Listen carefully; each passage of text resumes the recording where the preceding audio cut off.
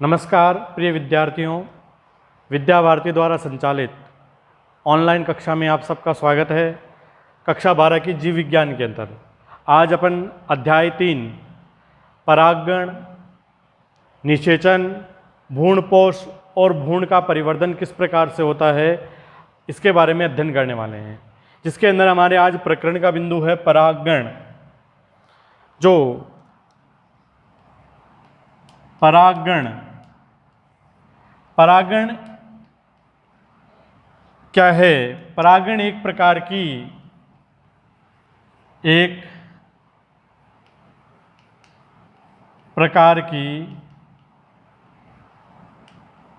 क्रिया है कि इस क्रिया के अंतर्गत क्या होता है कि पुष्प के पराग कोश से पराग कणों का पुष्प की वर्तिकाग्र तक स्थानांतरण की प्रक्रिया को परागण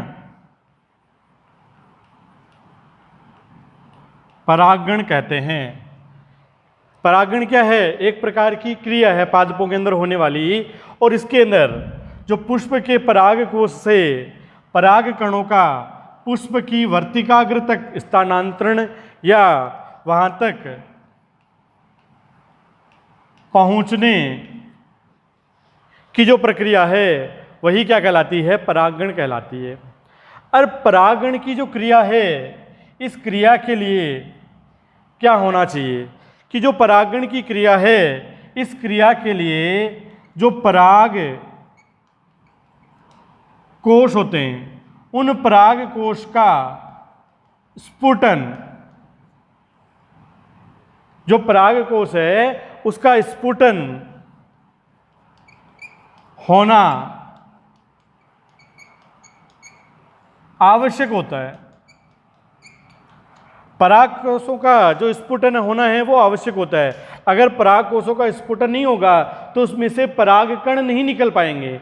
तो जो परागण की क्रिया है, उस क्रिया के लिए पराग कणों का प्रस्फुटन होना आवश्यक है। और जब पराग कणों का प्रस्फुटन होगा तो उसमें से जो निकलते हैं उनको कहते हैं पराग कण, या इनको लघु बीजाणु कहा जाता है, या इनको अपन जो परागकण हैं उनको नर युग्मकोद्भिद है वो भी कहा जा सकता है। तो पराग कोशों का स्फुटन होना आवश्यक है। जब पराग कोशों का स्फुटन होगा तब उसमें से परागकण निकलेंगे, और ये परागकण, इनकी प्रकृति क्या होती है? ये एक कोशिकीय, एक केंद्र की एवं अचल प्रकृति के होते हैं। अचल प्रकृति के होते हैं। तब ये परागकण हैं, वो पराग कोशों के स्फुटन के द्वारा जब परागकण बाहर निकलते हैं तो ये अचल होंगे। तो ये पुष्प की जो वर्तिकाग्र है वहां तक उनका स्थानांतरण, या वहां तक वो कैसे पहुंचेंगे? इसको पहुंचने के लिए जो परागण की क्रिया करवाई जाती है, उस परागण की क्रिया में कई वाहक होते हैं जो परागण की क्रिया या स्थानांतरण की क्रिया में सहायता करते हैं। इस प्रकार के जो वाहक है, उस वाहक के रूप में वो वाहक जैव और अजैव दो प्रकार के हो सकते हैं। ये वाहक होते हैं वो जैव यानी कोई भी जीव हो सकता है, या अजैव कोई भी निर्जीव पदार्थ के रूप में हो सकता है। जैसे अजैव के रूप में जैसे वायु हो सकती है, पानी हो सकता है। अगर वो परागकण हैं वो किसके द्वारा, परागकण हैं उनमें परागण की क्रिया है वो किसके द्वारा हो, वायु के द्वारा, या वो क्रिया किसके द्वारा हो, पानी के द्वारा हो। तो इस प्रकार के जो पदार्थ होते हैं वो अजैव प्रकृति के होते हैं। इसके अलावा दूसरा है जो जैव हैं, उन जीवों के अंतर्गत कई सारे हैं, जैसे तितली हो सकती है, पक्षी हो सकते हैं, जंतु के अंदर जैसे गिलहरी हो सकते हैं, चमगादड़ हो सकता है। तो विभिन्न प्रकार के कीट हो सकते हैं। इसके अंदर मधुमक्खी, मधुमक्खी हो सकती है।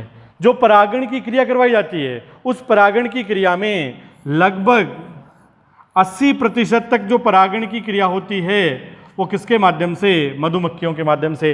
तितली हो सकती है, घेंगा हो सकता है, भृंग हो सकता है, पक्षी हो सकते हैं, गिलहरी हो सकती है, चमगादड़ हो सकता है, आदि विभिन्न प्रकार के जो जैव माध्यम हैं उनके द्वारा, या अजैव माध्यम जैसे पानी या वायु है उनके द्वारा जो पुष्प के परागकण हैं वो पराग कोश से स्थानांतरित होकर के और पुष्प की जो वर्तिकाग्र होती है उस वर्तिकाग्र तक पहुंचने की जो प्रक्रिया होती है उसी प्रक्रिया को क्या कहते हैं, परागण कहा जाता है। अब इसके आगे जो बिंदु आता है वो है परागकण के प्रकार। आगे है परागकण के प्रकार। जो परागकण की प्रक्रिया है ये दो प्रकार से होती है। परागण की जो प्रक्रिया है वो परागण की प्रक्रिया है ये दो प्रकार से होती है। पहला है परागण के प्रकार। जो परागण है ये दो प्रकार से होता है। पहला आता है इसके अंदर स्वयं परागण और दूसरा आता है पर परागण। यानी परागण की क्रिया वो दो प्रकार से, एक स्वयं सेल्फ और दूसरा होता है पर क्रॉस पॉलिनेशन की जो क्रिया होती है। इस क्रिया के द्वारा दो प्रकार की क्रिया हैं, एक स्वयं परागण और एक पर परागण। सबसे पहले जो बिंदु है वो है स्वयं परागण। स्वयं परागण क्या होता है? स्वयं परागण का क्या अभिप्राय है कि ऐसी परागण की प्रक्रिया जिसमें पुष्प के पराग कोश के परागकण उसी पुष्प या उसी पादप या पौधे के किसी दूसरे पुष्प की वर्तिकाग्र तक पहुंचने या स्थानांतरित होने की प्रक्रिया स्वयं परागण कहलाती है। स्वयं परागण का क्या अभिप्राय है कि यानी ये ऐसी प्रक्रिया है जिसके अंदर पुष्प के जो पराग कोश के परागकण हैं प्रस्फुटन के पश्चात या तो उसी पुष्प की वर्तिका पर पहुंच जाए या उसी पादप के किसी दूसरे पुष्प की वर्तिकाग्र हो सकती है, उस पर पहुंचने की जो प्रक्रिया होती है इस प्रक्रिया को क्या कहते हैं, स्वयं परागण कहा जाता है। स्वयं परागण है इसकी प्रक्रिया है वो स्वयं परागण की जो प्रक्रिया है स्वयं परागण के प्रकार। जो स्वपरागण की प्रक्रिया है, स्वपरागण है, वो भी दो प्रकार से होता है, दो प्रकार के हैं।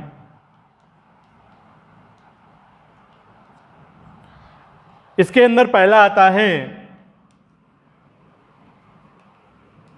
स्वक पराग, स्वक युग्मन, और दूसरा आता है सजात पुष्पी पराग, परागगण। यानी दो प्रकार से, एक होता है स्वक युग्मन और एक होता है सजात पुष्पी परागण। दो प्रकार से परागण की प्रक्रिया होती है, जिसके अंदर जो पहला है वो है स्वक युग्मन, स्वक युग्मन। इस प्रकार के स्वयं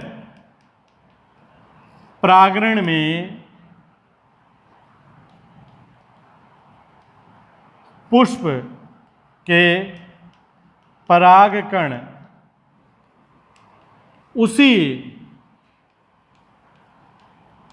पुष्प की वर्तिकाग्र तक पहुंचने की प्रक्रिया स्वक युग्मन कहलाती है। और इसका जो उदाहरण आता है, इस प्रकार का जो परागण है वो मटर के अंदर देखने को मिलता है। इसके अंदर किस प्रकार से ये प्रक्रिया होती है? जो पहला है स्वक युग्मन, इसके अंदर कि भाई एक इस प्रकार से एक पादप है और इस पादप के ऊपर इस प्रकार से पुष्प लगे हुए हैं और इस पुष्प के अंदर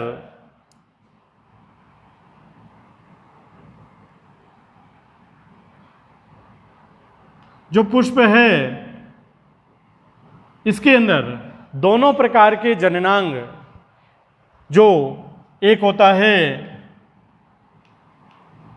पुंकेसर या जिसको पुमंग भी कहते हैं, और दूसरा होता है जायांग, एक ही पुष्प के अंदर होते हैं, यानी उभयलिंगी प्रकृति के होते हैं। तो इसके अंदर जब पराग कोश है, उस पराग कोश का प्रस्फुटन होगा, तो इस प्रस्फुटन के दौरान इनमें से जो परागकण निकलेंगे वह परागकण अगर इसी पुष्प की वर्तिका पर पहुंच जाते हैं, यानी उसी पुष्प की वर्तिका पर पहुंच जाते हैं, और इस प्रकार से पहुंचने की जो प्रक्रिया होती है उसको कहते हैं स्वक युग्मन की प्रक्रिया। ये क्या है? एक प्रकार का स्वपरागण की प्रक्रिया होती है। अब इसके अंदर जो दूसरा आता है, दूसरा है वो है सजात पुष्पी परागण। सजात पुष्पी परागण की प्रक्रिया में क्या होता है कि इस प्रकार के स्वयं परागण में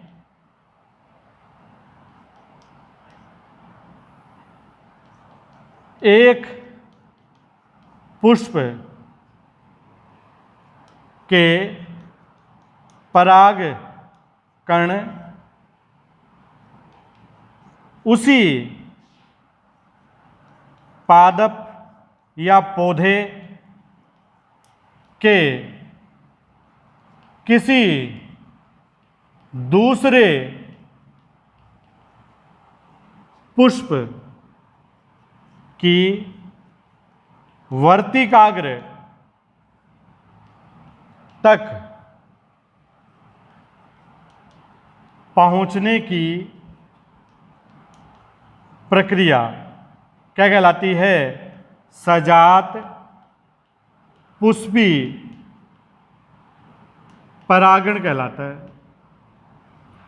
इसके अंदर क्या होता है कि सजात पुष्पी परागण के अंदर क्या है कि एक ही प्रजाति के पुष्प है, और एक ही प्रजाति का मतलब एक ही पादप है। उस एक पादप के अंदर, भाई ये एक पादप है, इस एक पादप के अंदर एक पुष्प ये है, एक पुष्प ये है, और इस प्रकार का जो उदाहरण है, इसके अंदर जो उदाहरण आता है सजात पुष्पी परागण के अंदर, इसके अंदर आता है जैसे मक्का और ककड़ी आदि के अंदर इस प्रकार का सजात पुष्पी परागण देखने को मिलता है कि इसके अंदर जो एक पादप है, इस एक पादप पर जो अलग अलग पुष्प लगे हुए हैं, इनके अंदर क्या होता है कि एक पुष्प के जो परागकण हैं, और इस प्रकार से उस पुष्प के अंदर कोई दूसरा पुष्प है, और उस दूसरे पुष्प के ऊपर जो वर्तिका है, इस पुष्प के जो परागकण हैं वो परागकण क्या हो, विभिन्न प्रकार के वाहक हो सकते हैं, हवा हो सकती है, पानी हो सकते हैं, विभिन्न प्रकार के जंतु या कीट आदि हो सकते हैं, उनके द्वारा जो परागकण हैं वो स्थानांतरित होकर के क्या आ जाए, उसी पादप के अंदर किसी दूसरे पुष्प की वर्तिकाग्र के ऊपर पहुंच जाते हैं। तो इस प्रकार का जो परागण की प्रक्रिया होती है, इसको क्या कहते हैं? सजात पुष्पी परागण कहा जाता है। इसको क्या कहते हैं? सजात पुष्पी परागण कहते हैं। और इस प्रकार का जो परागण है, इसको वैज्ञानिक, कई ऐसे वैज्ञानिक हुए हैं जो कि क्या कहते हैं, इस प्रकार के बॉटनिस्ट हुए हैं जो ये कहते हैं कि अगर एक पुष्प के परागकण हैं वो किसी दूसरे पुष्प की वर्तिका के ऊपर पहुंचते हैं, तो इस प्रकार की प्रक्रिया है उसको वो पर परागण भी कहते हैं, पर परागण की क्रिया भी मानते हैं। लेकिन वास्तव में क्या होता है कि एक ही पुष्प है, उस पुष्प की अगर वर्तिका पर, उसी पुष्प की वर्तिका पर पहुंच जाता है तो इस प्रकार का स्वपरागण होता है, उसको स्वक युग्मन। और अगर एक पादप है उसके ऊपर अलग अलग पुष्प लगे हुए हैं, तो एक पुष्प के परागकोश से परागकण हैं वो क्या हो जाए, किसी दूसरे पुष्प है उसी पादप के दूसरे पुष्प की वर्तिका पर पहुंच जाता है।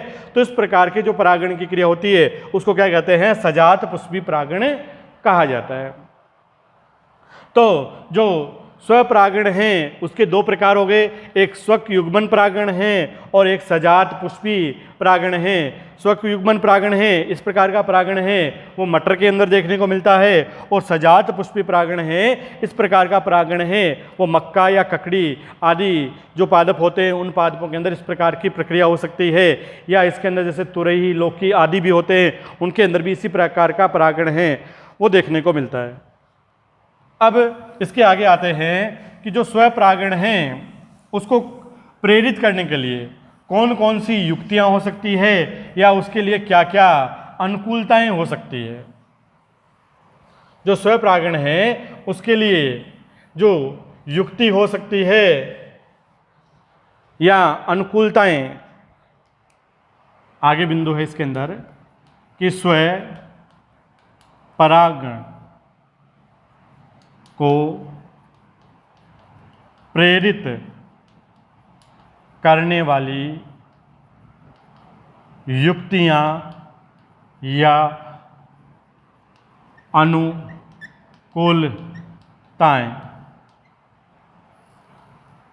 कि स्वपरागण को प्रेरित करने के लिए कौन कौन सी युक्तियां हो सकती है या अनुकूलताएं हो सकती है। तो जो स्वपरागण है उसको प्रेरित करने वाली तीन प्रकार की युक्तियां हैं। जो स्वपरागण है उसको प्रेरित करने वाली तीन प्रकार की युक्तियां, पहली आती है उभय लिंगता, दूसरी है समकाल पक्वता, और तीसरी आती है अनुन्मीलियता। ये तीन प्रकार की जो युक्तियां या अनुकूलताएं हैं वो अगर पादपों में होती है तो उसके अंदर केवल स्वपरागण की घटना है वो घटित हो सकती है, स्वपरागण की क्रिया है वो आसानी से करवाई जा सकती है। जिसके अंदर पहला बिंदु हमारे पास है वो है उभय लिंगता। उभयलिंगता जो है नाम से प्रेरित हो रहा है कि ऐसे पुष्प जिसमें दोनों जननांग यानी नर व मादा, जो नर के रूप में होता है पुमंग या पुंकेसर कह सकते हैं उसको, और मादा के रूप में जो जायांग या इसको स्त्री केसर कह सकते हैं, अगर ये दोनों एक ही पुष्प के अंदर उपस्थित होते हैं तो इस प्रकार के जो पुष्प होते हैं वो उभयलिंगी, यानी इसके अंदर दोनों प्रकार के जननांग होते हैं, वे पुष्प क्या होते हैं, उभयलिंगी प्रकृति के होते हैं, या इनको द्विलिंगी भी कहा जा सकता है।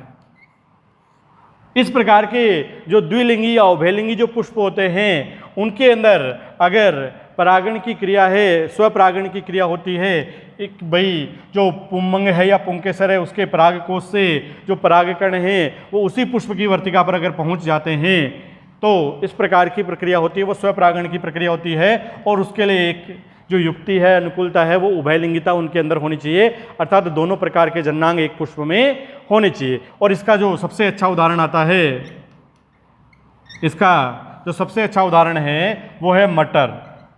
मटर का जो पादप होता है वो उभयलिंगी या द्विलिंगी प्रकृति का होता है, उसमें दोनों प्रकार के जो जननांग होते हैं, नर और मादा जननांग, वो एक ही पुष्प के अंदर पाए जाते हैं। इसके बाद में जो दूसरा इसके अंदर बिंदु आता है वो है समकाल पक्वता। समकाल पक्वता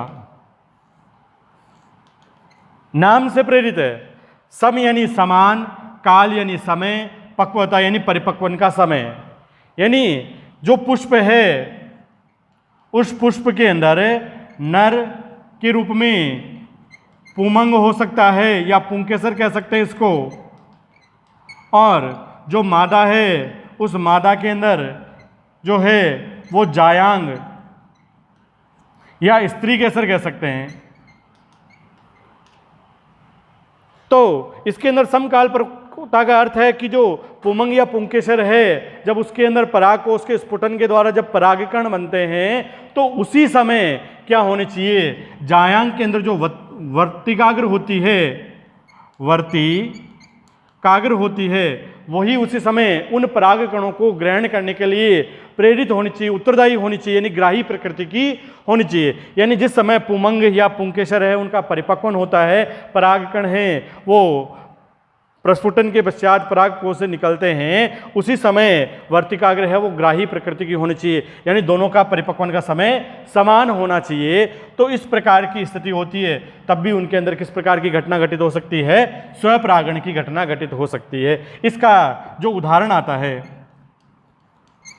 इसका जो उदाहरण है वो एक आता है सदाबहार। सदाबहार जो पादप है या गुल अब्बास जिसको मीरा बिलस भी कहते हैं, ये जो पादप है इन पादपों के अंदर समकाल पक्वता का गुण है वो पाया जाता है, जिसके कारण ये स्वपरागण की क्रिया है उसको प्रेरित करते हैं। इसके बाद में जो तीसरा बिंदु इसके अंतर्गत है वो है अनुन्मीलियता।